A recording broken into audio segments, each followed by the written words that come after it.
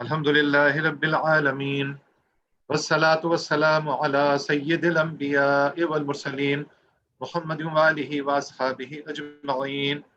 أما بعد فأعوذ بالله من الشيطان الرجيم. بسم الله الرحمن الرحيم. الذين استجابوا لله والرسول من بعد ما أصابهم القرح للذين أحسنوا منهم واتقوا أجر عظيم. الذين قال لهم الناس إن الناس قد جمعوا لكم فاخشوهم فزادهم إيمانا وقالوا حسبنا الله ونعم الوكيل فانقلبوا بنعمة من الله وفضل لم يمسسهم سوء واتبعوا رضوان الله والله ذو فضل عظيم. إنما ذلكم الشيطان يخوف أولياءه فلا تخافوهم وخافون إن كنتم مؤمنين. ولا يحزنك الذين يسارعون في الكفر إنهم لن يضروا الله شيئا يريد الله ألا يجعل لهم حظا في الآخرة ولهم عذاب عظيم.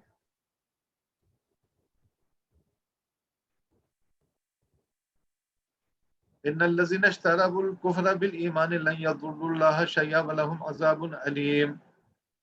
ولا يحسبن الذين كفروا أنما نملي لهم خير لأنفسهم إنما نملي لهم ليزدادوا إثما ولهم عذاب مهين. ما كان الله ليذر المؤمنين على ما أنتم عليه حتى يميز الخبيث من الطيب وما كان الله ليطلعكم على الغيب ولكن الله يجتبي من رسله من يشاء فآمنوا بالله ورسله وإن تؤمنوا وتتقوا فلكم أجر عظيم. صدق اللہ مولانا العظیم. یہ سورہ آل عمران کا 18واں رکوع تھا جو میں نے آپ کے سامنے تلاوت کیا ہے. اس 18ویں رکوع میں اللہ رب العالمین جو بات بیان کرتے ہیں وہ یہ ہے کہ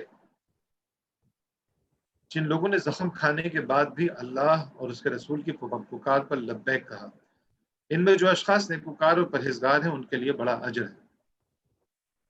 اور وہ جن سے لوگوں نے کہا کہ تمہارے خلاف بڑی فوج جمع ہوئی ہیں ان سے ڈرو، تو یہ سن کر ان کا ایمان اور بڑھ گیا اور انہوں نے جواب دیا کہ ہمارے لیے اللہ کافی ہے اور وہ وہی بہترین کارساز ہے. آخرکار وہ اللہ تعالیٰ کی نعمت اور فضل کے ساتھ پلٹ آئے، ان کو کسی قسم کا ضرر بھی نہ پہنچا اور اللہ کی رضا پر چلنے کا شرف بھی انہیں حاصل ہو گیا. اللہ بڑا فضل فرمانے والا ہے.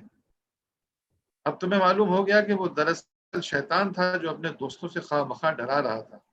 لہٰذا آئندہ تم انسانوں سے نہ ڈرنا، مجھ سے ڈرنا اگر تم حقیقت میں صاحب ایمان. اے پیغمبر صلی اللہ علیہ وسلم، جو لوگ آج کفر کی راہ میں بڑی دوڑ دھوپ کر رہے ہیں ان کی سرگرمیاں تمہیں آزردہ نہ کر دیں. یہ اللہ کا کچھ بھی نہ بگاڑ سکیں گے. اللہ کا ارادہ یہ ہے کہ ان کے لیے آخرت میں کوئی حصہ نہ رکھیں اور بالآخر ان کو سخت سزا ملنے والی ہے. جو لوگ ایمان کو چھوڑ کر کفر کے خریدار بنے ہیں وہ یقیناً اللہ کا کوئی نقصان نہیں کر رہے ہیں، ان کے لیے دردناک عذاب تیار ہے. یہ ڈھیل جو ہم انہیں دیے جاتے ہیں اس کو یہ کافر اپنے حق میں بہتری نہ سمجھیں. ہم تو انہیں اس لیے ڈھیل دے رہے ہیں کہ یہ خوب بار گناہ سمیٹ لیں، پھر ان کے لیے سخت ذلیل کرنے والی سزا ہے. اللہ مومنوں کو اس حالت میں ہرگز نہ رہنے دے گا جس میں تم اس وقت پائے جاتے ہو. وہ پاک لوگوں کو ناپاک لوگوں سے الگ کر کے رہے گا، مگر اللہ کا یہ طریقہ نہیں ہے کہ تم کو غیب پر مطلع کرے. غیب کی باتیں بتانے کے لیے تو وہ اپنے رسولوں میں سے جس کو چاہتا ہے منتخب کر لیتا ہے. لہٰذا امور غیب کے بارے میں اللہ اور اس کے رسول پر ایمان رکھو. اگر تم ایمان اور خدا ترسی کی روش پر چلو گے تو تم کو بڑا اجر ملے گا. عزیزو، یہ ترجمہ ان آیات کا تھا. اب ہم دیکھ لیتے ہیں کہ پہلی دفعہ اصل میں میرا یہ زوم پر درس دینے کا وہ ہو رہا ہے تو چیزیں کچھ آگے پیچھے ہو رہی ہیں. اس میں پہلی بات یہ کہی گئی کہ جن لوگوں نے زخم کھانے کے بعد بھی اللہ اور اس کے رسول کی پکار پر لبیک کہا، ان میں جو اشخاص نیکوکار اور پرہیزگار ہیں ان کے لیے بڑا اجر ہے. ایک بڑی عظیم بات ہے. ایمان لانے والے لوگ جن لوگوں نے کہا کہ ان الذین قالوا ربنا اللہ ثم استقاموا تتنزل جن لوگوں نے کہا کہ اللہ ہمارا رب ہے اس پر ثابت قدم رہے. تو جنگ احد میں بالکل یہی صورتحال تھی کہ مسلمانوں کو شکست ہو گئی اور 70 صحابہ اس جنگ احد میں آپ پچھلے 17 رکوع میں پڑھ چکے ہوں گے کہ ان کا وہ شہید ہو گئے اور بڑی ہزیمت مسلمانوں کو اٹھانی پڑی. لیکن کفار ابو سفیان جو ان کے سربراہ تھے وہ اپنی فوج کو لے کر وہاں سے چل دیے. انہوں نے ان کو جو کام کرنا چاہیے تھا کہ مسلمانوں کو بالکل مکمل جو جنگ میں فتح حاصل کرنے کا طریقہ ہوتا ہے وہ یہ ہوتا ہے کہ دشمن کو اچھی طرح کچل دو کہ وہ دوبارہ اٹھنے کے قابل نہ رہے اور ہزیمت اور شکست جو ہے وہ اس کی پیشانی پر لکھ دی جائے. لیکن ابو سفیان اس جنگ کو آدھا چھوڑ کر مطلب یہ سمجھ کر کہ ہم جیت گئے وہ نکل لیے. اور کافی دور جانے کے بعد ان کو اس بات کا خیال آیا کہ یہ میں نے کیا کیا, اور انہوں نے مشورہ کیا کہ بھائی کیا کیا جائے, واپس چلنا چاہیے ہم تاکہ اس جنگ کو مکمل تو کریں. ادھر رسول اللہ علیہ وسلم نے بھی اپنے لوگوں کو آواز دی. اتنی ہزیمت کے باوجود جو لوگ ایمان میں ثابت قدم لوگ تھے, جو لوگ اللہ رب العالمین پر ایمان رکھتے تھے اور نیکوکار لوگ تھے, وہ سارے کے سارے اللہ کے رسول صلی اللہ علیہ وسلم کی پکار پر جمع ہو گئے اور فوراً ہی حضور نبی کریم صلی اللہ علیہ وسلم کے جانثار آپ کے ساتھ حمراء الاسد تک جو مدینے سے 8 میل کے فاصلے پر واقع ہے اس کی جانب چلنے پر آمادہ ہو گئے. ابو سفیان کو جب اطلاع ملی کہ یہ تو مسلمان آ رہے ہیں تو انہوں نے پھر یہاں آنے کا ارادہ ترک کر دیا اور اس طرح مسلمان جو ہیں وہ بڑی ہزیمت کھانے سے بچ گئے. تو بنیادی طور پر ایمان لانے والے لوگوں کی جو خصوصیات ہیں وہ مطلب مایوس نہیں ہوتے ہیں. اس میں جو پیچھے جو چیز ہے نا وہ سمجھنے والی وہ یہ ہے کہ ہار گئے ہیں, اب کیا ہوگا, اب تو بری حالت ہو گئی, ہمارے اتنے سارے لوگ شہید ہو گئے ہیں, رسول اللہ صلی اللہ علیہ وسلم بھی زخمی ہو گئے ہیں, اب کیا کیا جا سکتا ہے, اب تو سب شکست ہو گئی ہے. تو ایمان لانے والے لوگ یہ وقتی فتح اور وقتی شکست اس کو نظر انداز کرتے ہیں. وہ تو یہ سمجھتے ہیں کہ ہم اللہ پر ایمان لے کر آئے ہیں. اللہ رب العالمین پہ ایمان لانے کا مطلب یہ ہے کہ اب ہم نے جو ہے نا بس اسی کی خاطر آگے بڑھنا ہے, چاہے اس میں ہمیں ہزیمت اٹھانی پڑے, چاہے ہمیں اس میں جو ہے نا فتح حاصل ہو. ہم نے ہر حالت میں ہر صورت میں اللہ رب العالمین کی اطاعت و فرما برداری کرنی ہے. اچھا, یہ صورتحال جو ہے نا انہی لوگوں کو نصیب ہوتی ہے کہ جو اللہ رب العالمین پر شدید ایمان رکھتے ہیں, اللہ رب العالمین کو ٹھیک سے جانتے اور سمجھتے ہیں اور اپنی حیثیت کا بھی وہ تعین رکھتے ہیں کہ میں دنیا میں کس لیے بھیجا گیا ہوں, میں صرف اللہ اور اس کے رسول صلی اللہ علیہ وسلم کی اطاعت و فرما برداری کے لیے بھیجا گیا ہوں. اور ایک ہی بات نہیں تھی, دشمن کا پروپیگنڈا بھی تھا. اور پروپیگنڈا کیا تھا کہ کچھ لوگ آ گئے تھے منافقین جو آ کر بہکا رہے تھے کہ بھائی دیکھو وہ تم سے بڑی فوج ہے, وہ فوج جو ہے نا زیادہ ہے, وہ تمہارے پاس آ جائے گی. تو مسلمان ہونے کے ناطے جو ایمان کا تقاضا ہے وہ یہ ہے کہ صاحب جو بھی ہو مطلب ہمیں کاٹ دیا جائے, ہمیں مار دیا جائے, اب یہ فیصلہ ہو گیا ہے کہ جنگ کرنی ہے. اب اگر یہ فیصلہ ہو گیا ہے کہ مقابلہ کرنا ہے تو مقابلہ کرنا ہے, تو پھر اب پیچھے نہیں ہٹنا ہے. تو حقیقی ایمان لانے والے لوگ جو ہے نا وہ کسی پروپیگنڈے کا شکار نہیں ہوتے. حقیقی ایمان لانے والے لوگ کسی جلد بازی کا شکار نہیں ہوتے. وہ تو اپنے ذمہ داران کی طرف دیکھ رہے ہوتے ہیں کہ ذمہ داران کیا بات کہہ رہے ہیں, کیا بات کر رہے ہیں, ذمہ داران کی جانب سے کیا بات آ رہی ہے, یکسو ہوتے ہیں اس بات کے اوپر. اور اسی لیے ان کے قدم نہ لڑکھڑاتے ہیں نہ کمزور پڑتے ہیں. اور ایمان لانے والے لوگ جو ہے نا اپنا کام پورا اسی طرح کر رہے ہوتے ہیں. اور پھر دیکھیے کہ بات جو ہے نا وہ یہیں پہ ختم نہیں ہوتی ہے. بات کو اگر آپ سمجھیں اور وہ آگے کریں, جیسے تیسری جو آیت نمبر 175 ہے, اس میں کیا ہے, اللہ رب العالمین نے فرماتے ہیں آخر کار وہ اللہ تعالیٰ کی نعمت اور فضل کے ساتھ پلٹ آئے, ان کو کسی قسم کا ضرر بھی نہ پہنچا اور اللہ کی رضا پر چلنے کا شرف بھی انہیں حاصل ہو گیا. اللہ بڑا فضل فرمانے والا ہے. آپ دیکھیے کہ یہ یکسوئی جو ہے, یہ یکسوئی, اس یکسوئی نے ان کو کیسا, نہ ان کو کسی قسم کا کوئی ضرر پہنچا, وہ واپس بھی آ گئے اور اللہ رب العالمین کے یہاں وہ اطاعت گزار اور فرما بردار لوگوں میں شامل بھی کر دیے گئے. حضرت قتادہ رضی اللہ تعالیٰ عنہ کی حدیث ہے. حضرت قتادہ رضی اللہ تعالیٰ عنہ فرماتے ہیں کہ جب کوئی آزمائش میں پورا اترتا ہے تو اللہ قیامت کے روز اس نے جو کچھ بھی کیا ہو, زندگی میں اس کے گناہ بہت ہو, سب کچھ ہو, لیکن جو اللہ کے دین کی خاطر آزمائشیں آتی ہیں نا, ان آزمائشوں کے موقع پر ثابت قدمی دکھانا, ان آزمائشوں کے مواقع کے اوپر اپنے آپ کو ثابت قدم رکھنا, ان آزمائشوں کے مواقع کے اوپر صبر کے ساتھ آگے بڑھنا, یہ ایمان لانے والوں کا شیوا ہے. تو حضرت قتادہ فرماتے ہیں کہ قیامت کے روز اللہ رب العالمین اپنے وفادار بندوں کو الگ کر لے گا کہ یہ میرے وفادار بندے ہیں, ان پر آزمائشیں آئی, ان کو جان کی آزمائش آئی, ان کو مال کی آزمائش آئی, انہوں نے کسی بات کو لفٹ نہیں کرائی, بلکہ یہ جس بات پر جمے رہے وہ یہ کہ میرے اللہ نے یہ حکم دیا ہے, میرے رسول نے یہ حکم دیا ہے, میرے ذمہ داران نے یہ حکم دیا ہے, مجھے اس کام کو کرنا ہے. اور یہ استقامت جو ہے انہیں کہاں لے کر گئی؟ اللہ رب العالمین کے یہاں وہ اپنے وفادار بندوں میں اللہ نے ان کو شامل کر لیا کہ یہ میرے وفادار بندے ہیں۔ پھر وفاداری کا جو انعام اللہ رب العالمین دے گا وہ الگ ہے۔ قیامت کے روز ان سے کوئی سوال جواب نہیں ہوگا، قیامت کے روز ان سے کوئی پوچھ گچھ نہیں ہوگی۔ قیامت کے روز یہ وفادار بندوں کی فہرست میں شامل ہیں، اور وفادار بندوں کی صورت میں یہ جنت کی جانب چلے جائیں گے۔ وَلَنَبْلُوَنَّكُمْ بِشَيْءٍ مِّنَ الْخَوْفِ وَالْجُوعِ وَنَقْصٍ مِّنَ الْأَمْوَالِ وَالْأَنفُسِ وَالثَّمَرَاتِ وَبَشِّرِ الصَّابِرِينَ الَّذِينَ إِذَا أَصَابَتْهُمْ مُصِيبَةٌ قَالُوا إِنَّا لِلَّهِ وَإِنَّا إِلَيْهِ رَاجِعُونَ۔ یہ تو آزمائے جاتے ہیں بھوک سے، خوف سے، مال کے زوال سے، جان کے خسارے سے، ان سب چیزوں سے آزمائے جاتے ہیں۔ لیکن چونکہ یہ ایمان لانے والے لوگ ہوتے ہیں تو ان کو ان سب چیزوں کی فرق نہیں پڑتا ہے، اور یہ بس اللہ کی طرف دیکھ رہے ہوتے ہیں کہ یہ دنیا کی زندگی تو گزر جائے گی، کہ ہمارا اصل مقام آخرت ہے، ہمارا اصل مقام قیامت کے بعد اللہ رب العالمین جو جنت میں ڈالے گا وہ ہمارا اصل مقام ہے۔ یہ دنیا یہ بنائی ہی گئی ہے آزمائش کے لیے، یہ دنیا بنائی اللہ رب العالمین نے اس لیے کہ اللہ رب العالمین یہاں آزمائش کرنا چاہتے ہیں۔ تبارک الذی بیدہ الملک وہو علی کل شیء قدیر الذی خلق الموت والحیاۃ لیبلوکم ایکم احسن عملا۔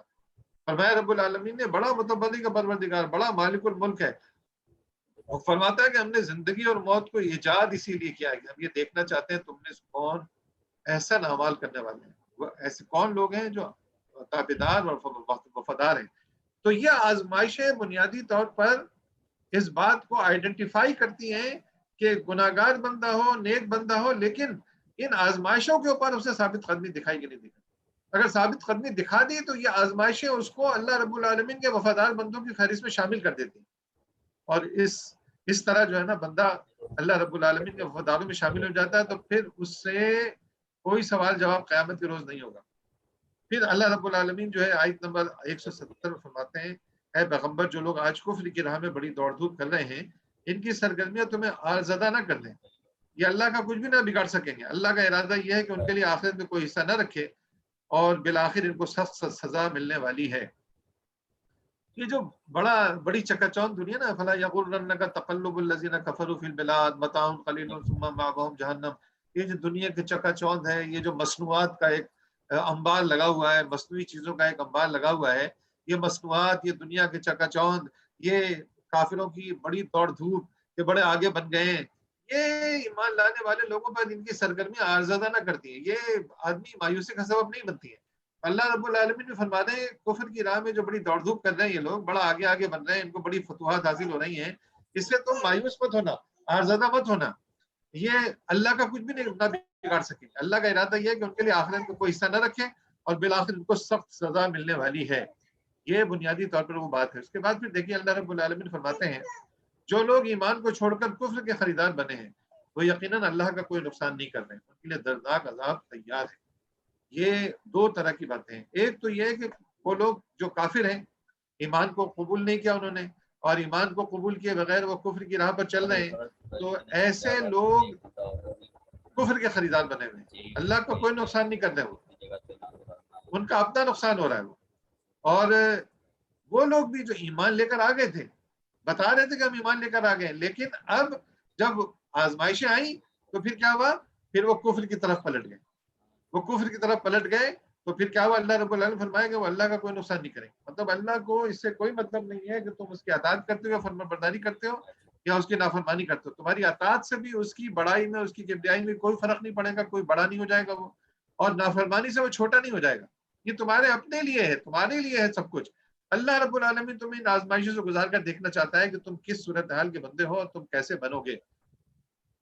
اور پھر یہ فرمایا اللہ رب العالمین نے آیت نمبر 179 میں، جو آیت والی پہلے آئی ہے، یہ ڈھیل جو ہم انہیں جاتے ہیں اس کو یہ کافر اپنے آپ میں بہتری نہ سمجھیں، ہم تو انہیں اس لیے ڈھیل دے رہے ہیں کہ یہ خوب بارے گناہ سمیٹ لیں، پھر ان کے لیے سخت ذلیل کرنے والی سزا ہے۔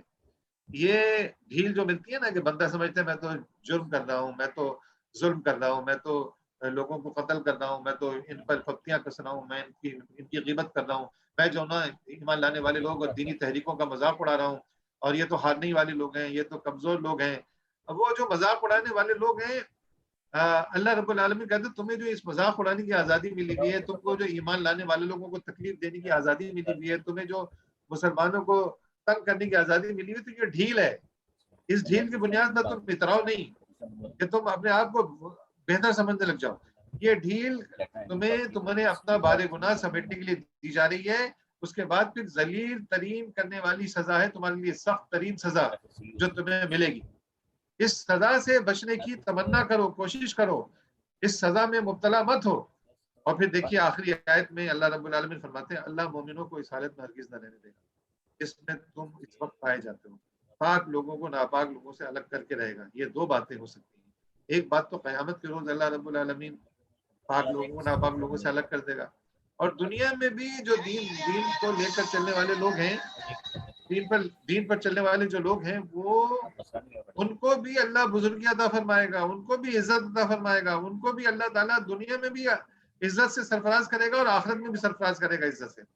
اور پاک لوگوں کو ناپاک لوگوں سے الگ کر کے رہے گا. مگر اللہ کا یہ طریقہ نہیں ہے کہ تم کو غیب پر مطلع کر دے. کب کرے گا، کیسے کرے گا، کیوں کر کرے گا، یہ غیب کی باتیں اللہ رب العالمین نہیں بتاتا. اس کے پاس ہے وَهُوَ الْغَفُورُ الْوَدُودُ ذُو الْعَرْشِ الْمَجِيدُ فَعَّالٌ لِمَا يُرِيدُ.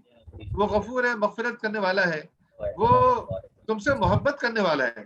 وَهُوَ الْغَفُورُ الْوَدُودُ ذُو الْعَرْشِ الْمَجِيدُ، وہ عرش مجید کا مالک ہے.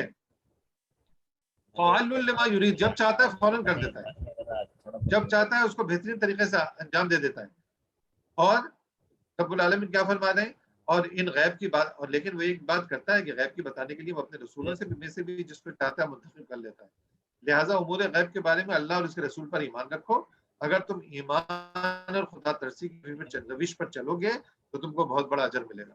یہ بنیادی طور پر اس پورے جو رکوع ہے، پورا 18واں رکوع، یہ جس بات کی جانب ایمان لانے والوں کو متوجہ کرتا ہے وہ یہ کرتا ہے کہ دیکھو چاہے ہزیمت آئے، چاہے فتح آئے، چاہے توڑوں کی آزمائش ہو، چاہے کوڑوں کی آزمائش ہو، چاہے مفلسی کی آزمائش ہو، چاہے امیری کی آزمائش ہو، چاہے عزت و جاہ کی آزمائش ہو، چاہے تم بالکل کمزور اور ذلیل بنا کر رکھ دیے گئے ہو اس کی آزمائش ہو، اس میں ثابت قدمی دکھانا، چاہے تم شکست کھا رہے ہو، چاہے تم فتح حاصل کر رہے ہو، ان سارے مواقع پر تم اپنے آپ کو ثابت قدم رکھو. تم بیمار ہو، تم صحت مند ہو، جو بھی صورت تمہارے اوپر ہے، ان ساری حالتوں میں اللہ رب العالمین سے تعلق کو جوڑ کر رکھو، اس کی اطاعت اور فرما برداری پر قائم اور دائم رہو، اور وفاداریوں کے موقع پر اپنی وفاداری کو ثابت کرو کہ تم اللہ اور اس کے رسول کے وفادار ہو. کچھ بھی ہو جائے تم نے وفاداری سے نہیں ہٹنا ہے. اور اگر یہ وفاداری ثابت کر دی تو اللہ رب العالمین تمہیں اجر عظیم دے گا. اللہ رب العالمین ہمیں توفیق عطا فرمائے کہ ہم اس کے وفادار بندوں میں شامل ہو جائیں. ایک دفعہ وفادار بندوں میں شامل ہو گئے تو اللہ رب العالمین کے ہمارا بیڑا پار ہو جائے گا. اقول قولی ھذا استغفر اللہ لی ولکم ولسائر المؤمنین وآخر دعوانا ان الحمد للہ رب العالمین.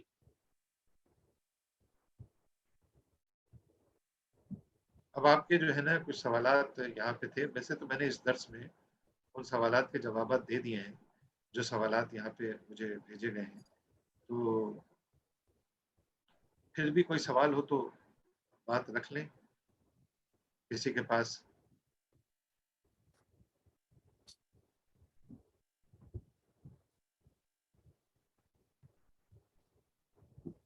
جی، پہلا سوال یہ کہ جنگ احد کے مصائب میں نیکوکار اور پرہیزگار مومنین کا اللہ اور اس کے رسول کے ساتھ کیا طرز عمل رہا ہے. تو یہ تو میں نے بتا دیا کہ جو مخلص لوگ تھے، مخلص اہل ایمان تھے، منافقین نہیں تھے. جنگ احد میں تو لوگ ہٹ گئے تھے نا، مطلب 300 لوگ منافقین عبداللہ بن ابی ان کو لے کر ہٹ گیا تھا. 700 لوگ رہ گئے تھے حضور نبی کریم صلی اللہ علیہ وسلم کے ساتھ. اور یہ وہ ایسے اہل ایمان تھے کہ کچھ بھی ہو جائے اللہ اور اس کے رسول کے ساتھ ان لوگوں نے دیا، اور اللہ رب العالمین نے ان کی اس وفاداری کو قبول بھی کیا ہے اور ان کے بارے میں بڑے اچھے الفاظ سے ان کا تذکرہ بھی کیا ہے. تو یہ جو آزمائشوں پہ پورا اترنا، میں نے کہا ہے نا کہ آزمائشوں پہ پورا اتر کے بندے کو دکھانا چاہیے. آزمائشوں کے موقع پر بھاگنا نہیں چاہیے یا مداہنت نہیں برتنی چاہیے. اس موقع پر تو اپنی اس صورت کو واضح کرنا چاہیے کہ وہ اللہ کی طرف ہے یا شیطان کی طرف ہے. چاہے اس میں جان جائے، مال جائے، باغات جائیں، کچھ بھی ہو، اپنے آپ کو ثابت کرے کہ وہ اللہ اور اس کے رسول سے بالکل مخلص ہے اور وفادار ہے. دوسرا سوال یہ کہ کافروں کو اللہ کیوں ڈھیل دیتا ہے، کافروں کو اللہ کیوں ڈھیل دیتا ہے اور ان کے لیے کیسا اجر ہے؟ ادھر گئے نا منڈے 3 بائکاں لے کے 3 انہوں کو بھائی بھی آ پھر یہ کون بائک والے آ گئے؟ 3 بائکاں نا بھائی بھی آ جڑے ہوندے ان کی آواز اگر بند کر جڑا سکے اوتھے تو بندہ سی نا ڈسٹرب ہری پور دا وہ مطلب بہت ٹھیک ٹھاک دیکھیے مارتا رہے ڈھیل گا دینے کے جو اسباب ہیں قرآن مجید میں جگہ جگہ اس بات کا ذکر ہے. ڈھیل جس چیز کا نام ہے نا وہ یہ کہ اللہ تعالیٰ پوری مہلت عمر ایک آدمی کو دینا چاہتا ہے تاکہ قیامت کے روز وہ یہ نہ کریں کہ مجھے بعد میں پتہ چل جاتا مجھے علم ہو جاتا تو پھر میں آپ کی اطاعت کرنے لگتا آپ کی فرما برداری کرنے لگتا. آپ نے تو میں نے غلطی کی اور آپ نے مجھے پکڑ لیا نہ مجھے توبہ کا موقع دیا نہ کچھ. یہ آدمی باتیں کر سکتا ہے تو اللہ رب العالمین پورا موقع دیتے ہیں کہ تم جو چاہو جتنا چاہو جیسے چاہو کرو. تم کو حق بتا دیتے ہیں حق تمہارے سامنے واضح کر دیتے ہیں بالکل ٹھیک سے سب چیزیں واضح ہو جاتی ہیں ٹھیک سے سب چیزیں واضح ہو جاتی ہیں اور اس کے باوجود بھی تم جو ہے نا کچھ نہیں کرتے ہو تو تمہیں مہلت عمر جو دی گئی نا پوری تمہاری کرتا ہے اللہ رب العالمین. اس کے بعد مہلت عمل کے بعد پھر تمہیں پکڑ لیتا ہے پھر جو پکڑتا ہے تو پھر اس سے بالکل بھی وَلِلَّذِينَ كَفَرُوا وَلِلَّذِينَ كَفَرُوا سورہ ملک میں ہے نا وَلِلَّذِينَ كَفَرُوا وَلِلَّذِينَ كَفَرُوا یاد آئے گا تو میں پڑھوں گا دیکھ لیتا ہوں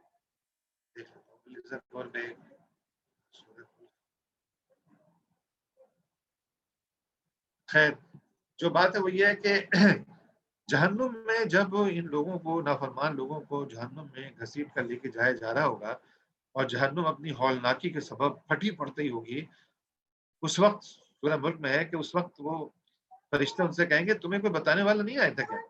تو وہ کہیں گے کہ ہاں بتانے والا ہمیں آیا تھا اس نے ہمیں بتایا ہم جانتے تھے لیکن جان بوجھ کر ہم نے جو ہے نا کہا کہ یہ سب غلط باتیں ہیں بیکار باتیں ہیں جو تم دنیا میں کہتے ہو دنیا تو عیش کی جگہ ہے. تو یہ ڈھیل ان کو ملتی ہے اور یہ ڈھیل پھر ان کے لیے عذاب کا سبب بنتی ہے. پھر تیسری بات ہے کہ امور غیب کے بارے میں اللہ کا طریقہ کار یہ ہے طریقہ کار کیا ہے کہ وہ اپنے انبیاء کو جن کو اس نے سلیکٹ کیا ہے نبی بنایا ہے ان کو تو بعض امور غیب میں اللہ رب العالمین غیب کی باتیں بتاتا ہے اور غیب کے امور ان پر کھولتا ہے لیکن سب پر نہیں کھولتا ہے. تو اللہ رب العالمین جس غیب کو جانتا ہے اس پر اللہ پر ایمان رکھنا چاہیے. اسی لیے پہلی سورہ بقرہ میں ابتدائی طور پر فرما دیا گیا الف لام میم ذالک الکتاب لا ریب فیہ ھدی للمتقین الذین یؤمنون بالغیب. غیب پر ایمان لے کر آتے ہیں. ایمان لانے والوں کی خصوصیات میں غیب پر ایمان لانا ہے. تو مومنوں کو چاہیے کہ جو غیب کی باتیں اس پر ایمان لے کر آئیں. اللہ رب العالمین نے جنت رکھی ہے دوزخ رکھی ہے اللہ رب العالمین میں مستقبل میں کیا کریں گے شکست ہوگی فتح ہوگی شکست ہوگی تو کیسی ہوگی فتح ہوگی تو کیسی ہوگی کون ہمارے ساتھ رہے گا کون چلا جائے گا. تو غیب کو پر اس پر ایمان رکھیں گے اللہ کی طرف سے جو کچھ ہونا ہے وہ ہو رہا ہے. اس کے بعد اللہ رب العالمین نے بخیلی سے منع کیا. تمہارے دل تنگ نہیں ہونے چاہیے تمہارے دل کھلے دل کے تم لوگوں کو ہونا چاہیے. وہ قرآن مجید کی آخری صورتوں میں سے یہ صورت بھی ہے جس میں اللہ رب العالمین فرماتے ہیں کہ اللہ رب العالمین جن کے دل کھلے ہوتے ہیں ان کے لیے آسانیاں پیدا کر دیتا ہے. اللہ رب العالمین چاہتا ہے کہ تمہارے دل کھلے ہوئے ہوں لوگوں کی مدد کرنے کا جذبہ تمہارے اندر ہو. اللہ کے دین کی مدد مال سے بھی کرو اپنی جانوں سے بھی کرو. الذین ينفقون فی السراء والضراء والکاظمین الغیظ والعافین عن الناس واللہ یحب المحسنین. وہ لوگ اللہ کو بہت پسند ہیں کہ جو ناداری میں بھی اور امیری میں بھی ہر حال میں اللہ کی راہ میں خرچ کرتے ہیں. صحابہ کرام جو غریب تھے انہوں نے کہا یا رسول اللہ جو غریب آدمی ہے اس کے پاس تو پہلے ہی نہیں ہے اس کو کہاں سے خرچ کرے گا. رسول اللہ صلی اللہ علیہ وسلم فرمایا کہ اگر تم لسی کا ایک گھونٹ بھی کسی کو پلا سکتے ہو تم جو ہے نا وہ کھجور کا آدھا حصہ بھی کسی کو دے سکتے ہو تو تم دے دو اور اس جہنم کی آگ سے بچنے کی کوشش کرو. دل کو کھلا رکھو اللہ رب العالمین بہت دے گا دنیا میں دے گا آخرت میں دے گا. اللہ رب العالمین اطاعت و فرما برداری. تو بخیلی نہیں ہونی چاہیے انسان کے اندر. انسان کا دل اللہ کے واسطے ضرور کھلا ہونا چاہیے کیونکہ ایک بات اگر آدمی سمجھ لینا کہ میرا کچھ بھی نہیں ہے یہ اگر پیسہ میرے پاس ہے تو یہ اللہ رب العالمین کا دیا گیا. میری کوئی صلاحیت نہیں ہے کہ میں پیسہ جمع کر سکوں میرے پاس اتنا پیسہ ہو. بڑے بڑے باصلاحیت لوگ ہیں جو مجھ سے کم کماتے ہیں ان کے پاس کم ہے. یہ تو اللہ کا فضل ہے کہ اس نے مجھے اتنا دیا ہے. تو اس لیے جو نا بخیلی سے اللہ رب العالمین نے منع کیا ہے. اور عقل مندی کا تقاضا یہ ہے کہ چونکہ آخرت میں اللہ کیا کامیابی حاصل کرنی ہے تو تنگ دل آدمی اللہ کو پسند ہے. اللہ رب العالمین چونکہ غنی ہے تو کو پسند کرتا ہے. اللہ رب العالمین ہمیں عمل کی توفیق عطا کرے.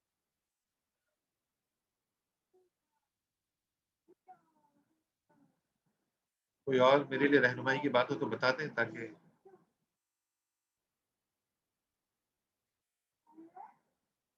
میرا خیال ہے کہ جو چھوٹی بہت تشریح ہو سکتی تھی وہ بھی کر دی گئی ہے، اور سوال کے جوابات بھی ہو گئے ہیں، اور کوئی مزید سوال کرنا چاہے تو کر لیں۔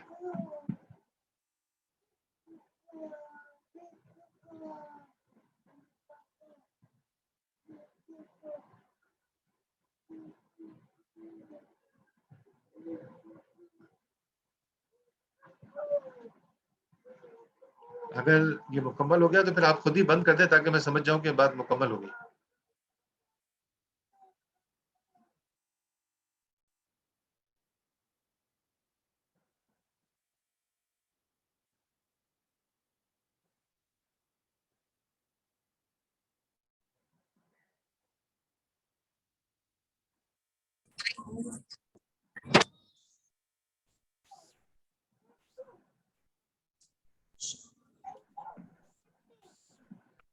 اچھا، اگر کوئی سوال نہیں تو پھر دعا کر لیتے ہیں۔ مجھے یہاں سے ایڈمن کی طرف سے بات آئی ہے، کوئی سوال ہو تو کر لیں، ورنہ پھر دعا کر لیں۔